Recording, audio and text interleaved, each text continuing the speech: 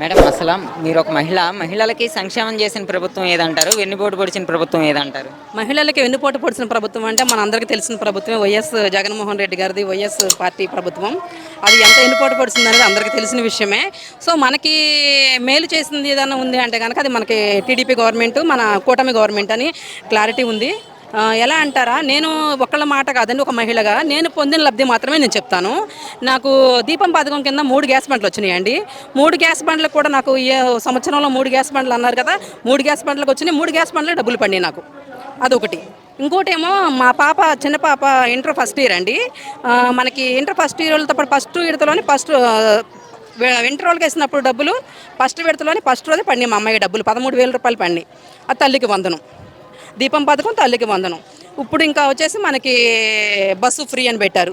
అంత బెనిఫిట్ అండి. నాకైతే వెహికల్ ఉంది, కానీ వెహికల్ లేని ఉమెన్స్, జాబ్ చేసే ఉమెన్స్కి ఎంత ఇదండి.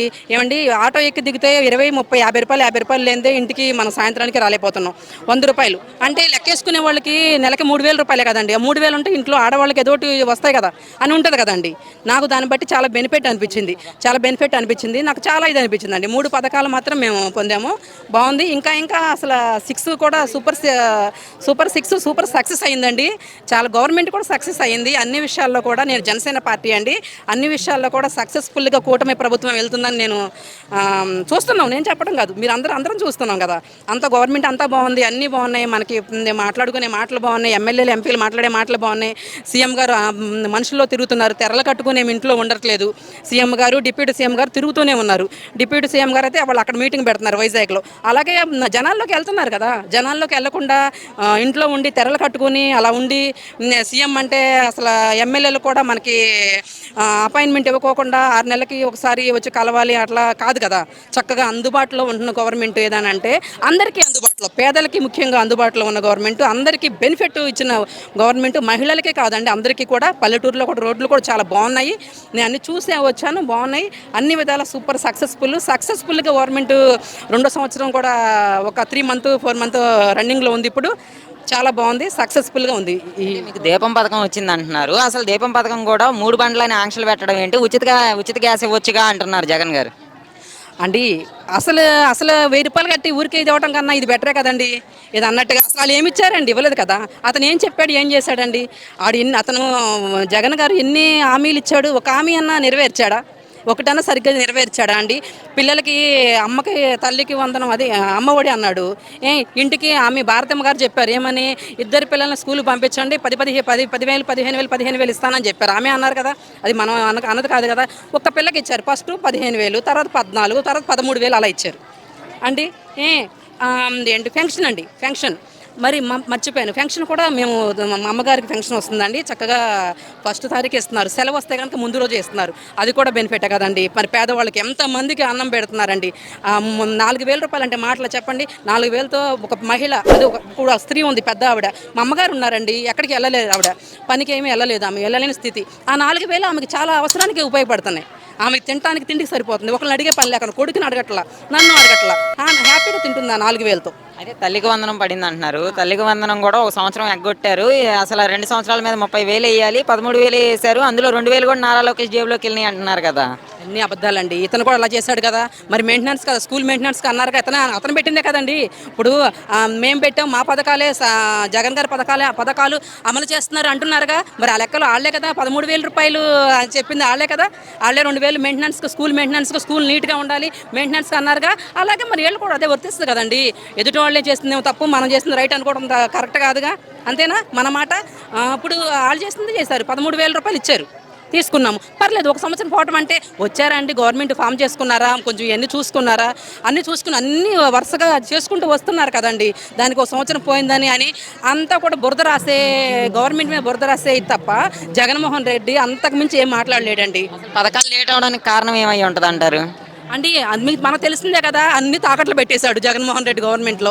అన్ని తాకట్టు పెట్టేశాడు. ఎన్ని తాకట్టు పెట్టాడు? విజయవాడలో ఎన్ని తాకట్టు పెట్టాడని మనకు తెలుసు కదా. ఎన్ని తాకట్లు పెట్టాడు? స్టేడియం కూడా తాకట్టు పెట్టేశాడు అన్నారు. మళ్ళీ అది కట్టాడు, అంబేద్కర్ విగ్రహం కట్టారు. ఓకే, అవన్నీ తాకట్లు పెట్టారు. ఇవన్నీ చూసుకోవాలి కదండి. గవర్నమెంట్ ఫామ్లో వచ్చిందంటే మరి ఇవన్నీ చూసుకోవాలిగా. అతను కూడా రాగానే ఏమి ఇవ్వలేదుగా. అతను కూడా రాగానే ఏమి ఇచ్చేశాడు, పథకాలన్నీ ఇవ్వలేదుగా. అతను కూడా ఒక సంవత్సరం ఎగ్గొట్టాడుగా లాస్ట్ ఇయర్. ఇప్పుడు మళ్ళీ ఎలక్షన్స్ వెళ్ళే ముందు కూడా ఆ సంవత్సరం కూడా అతను ఇవ్వలేదు. అతను కూడా ఇవ్వలేదు. ఇప్పుడు ఎలక్షన్స్కి వెళ్ళే ముందు ఆ సంవత్సరం అమ్మఒడి పడలేదు, ఇవ్వలేదు అతను. మరి అట్లాగా అందరూ అనుకోవాలి కదా. అది ఏం కాదండి, సూపర్ సక్సెస్ఫుల్గా 6 కూడా సక్సెస్ఫుల్గా ఇదయ్యారండి. గవర్నమెంట్ సూపర్గా ఉంది. మళ్ళీ ఇదే గవర్నమెంట్ వస్తుంది ఇంకా. పెన్షన్లు కూడా ఇచ్చా, మీ మదర్ గారికి పెన్షన్ వచ్చింది అంటున్నారు. ఆ పెన్షన్ కూడా చాలా మందికి ఇవ్వలేక చాలా మంది పెన్షన్లు తీస్తారు అంటున్నారు. ఏమండి, నాకు తెలిసి ఆ రేషన్ కార్డులు తీసేశారు ఆ గవర్నమెంట్లో. నాకు తెలిసి నా ఫ్రెండ్స్కి రామర్పాడు రింగ్లోనే వాళ్ళకి అసలు ఏమీ లేదండి, సొంత ఇల్లు ఏమీ లేదు, రేషన్ కార్డు తీస్తారు. ఏంటంటే కారు ఉందని, అంతగాని ఇది కాదు. కానీ నా ఫ్రెండ్ ఒక ఆవిడ ఉంది, భర్త లేడు, ఆమెకి చనిపోయాడు, పెన్షన్ తీసుకుంటుంది ఎప్పటి నుంచో. ఇల్లు కట్టుకుంది, ఇల్లుంటే పెన్షన్ ఇవ్వరా, ఆమెకి పెన్షన్ తీస్తారు. నా దగ్గర సాక్ష్యాలు కూడా ఉన్నాయి వాళ్ళ దగ్గర. నా దగ్గర మాది కానూరు అండి, సాక్ష్యాలు కూడా ఉన్నాయి నా దగ్గర, ఎవరెవరు తీస్తారు అనేది నా దగ్గర వాపోతున్నారు అనమాట. సాక్ష్యాలు కూడా ఉన్నాయి, లేకుండా మాట్లాడతా నేను. వాళ్ళ గవర్నమెంట్లో ఎంతమంది పెన్షన్ తీయిస్తారు ఏమంటే మొన్న ఇప్పుడు వైరల్ అవుతుందండి ఒక న్యూస్, ఒక వీడియో చూడండి మీరు కూడా. ఒక అతనండి చెయ్యి ఇలా పెట్టుకొని అతను పెన్షన్ తీసుకున్నాడంట. ఏమండి, అది పట్టుకుని పెన్షన్, అలాంటి వాళ్ళు కూడా పెన్షన్ ఇస్తారా మీరు చెప్పండి? అంతకుముందు గవర్నమెంట్లో బాగా ఉన్న వాళ్ళకి ఇస్తున్నారు, అన్నీ ఉన్న వాళ్ళకి ఇస్తున్నారు, విడో పెన్షన్ ఎందుకు అని చెప్పి వాళ్ళే మాట్లాడారు. చాలామంది తీశారు. ఎలా తీశారండి, కారు ఉన్న వాళ్ళకి తీసేశారు, కొంచెం ఇది ఉన్న వాళ్ళకి తీశారు, మళ్ళీ కరెంటు బిల్లు ఎక్కువ వస్తున్న వాళ్ళకి తీశారు.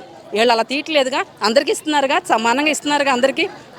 అయితే రాష్ట్రంలో ప్రతి మహిళ నాకు ఒక తల్లితో చెల్లితో సమానం. గత 5 సంవత్సరాలు ఒక స్వర్ణయుగం చూసాము. మహిళలు అయితే ఆ పాలన మర్చిపోలేరు అంటున్నారుగా. అన్ని ఉత్తి మాటలండి, ఎవరు చూడలేదు. ఇంకొక మాట చెప్తానండి నేను వివరంగా.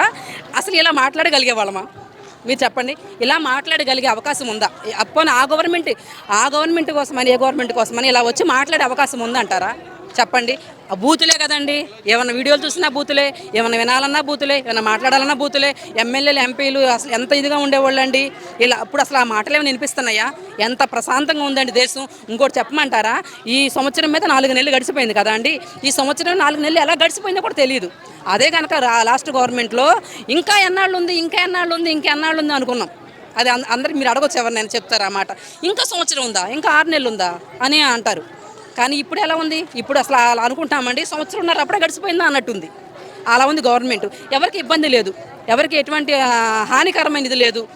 మెసేజ్లు పెడుతున్నారు అంటే, ఇప్పుడు పవన్ కళ్యాణ్ పెడుతున్నారు మెసేజెస్, కానీ బ్యాడ్ కామెంట్స్ పెడుతున్నారు వైసీపీ గవర్నమెంట్ వాళ్ళు. పేటీఎం బ్యాచ్, 5 రూపాయలు పేటీఎం బ్యాచ్. మరి కానీ ఎలాంటి కేసులు పెట్టట్లేదు కదా. అప్పుడు చిన్న మెసేజ్ పెడితే కేసు. అంటే ప్రజల పక్షాన్ని పోరాడతానని చెప్పి అధికారంలోకి వచ్చిన తర్వాత పవన్ కళ్యాణ్ సైలెంట్ అయిపోయాడు అంటున్నారు కదా. ఏం సైలెంట్ అయిపోయాడండి? పరదాలు కట్టుకుని లోపల కూర్చోలేదుగా, చేస్తానే ఉన్నాడుగా. ఏమండి, అతను వచ్చిన జీతం కూడా పిఠాపురం పిల్లలకి, అనాథ పిల్లలకి ఇస్తున్నాడు కదండి. ఇంకేం చేస్తాడండి అతను? ఇంకా అతను అనటమే తప్ప పవన్ కళ్యాణ్ అనే అంత ఇది వైఎస్ జగన్మోహన్ రెడ్డి కానీ అండ్ బ్యాచ్కి కానీ ఎవరికి కూడా లేదండి.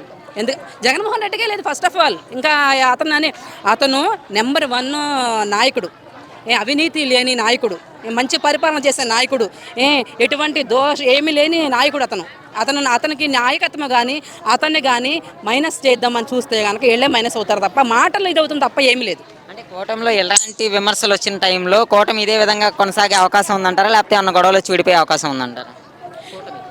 అంటే ఇప్పుడు మనం మాట్లాడుకోకూడదండి, అది ఆ విషయం. మనకి కూటమి అయితే విడిపోదని అనుకుంటున్నాం.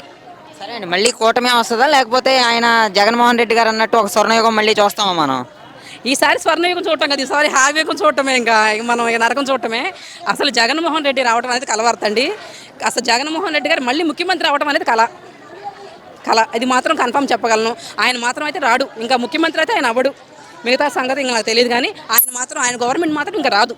ఇంకెవరు ఉన్నారండి గవర్నమెంట్ రావడానికి? ఇంకేముంది, అందరూ అసలు ఆయన ఎప్పుడు వెళ్తాడో తెలియదు జైలుకి. ఇంకా ఆయన అయితే కనుక ఈ పాటికి చాలా ఇచ్చేసేవాడు కదా.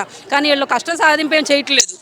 వీళ్ళు పరిపాలన చేసుకుంటూ వెళ్తున్నారు, సమానంగా పరిపాలన చేసుకుంటూ వెళ్తున్నారు. కక్ష సాధింపు లేదు, ఏమీ లేదు. మంచిగా పేదల కోసమైనా ప్రజల కోసమైనా డెవలప్మెంట్ చేసుకుంటూ వెళ్తున్నారు. ఇదే చేయాలని అనుకుంటున్నాము. కష్ట సాధింపు ఏం లేదు. జగన్ గారిని జైల్లో వేయాలని ఉద్దేశం వీళ్ళకి లేదు. అతను ఇంకా లేనిపోయినన్ని గెలుపుకుంటున్నాడు. కానీ అసలు అతనైతే గవర్నమెంట్ అయితే రాదు. అది మర్చిపోయి శుభ్రంగా జగన్ గారు హాయిగా ఉంటే మంచిది.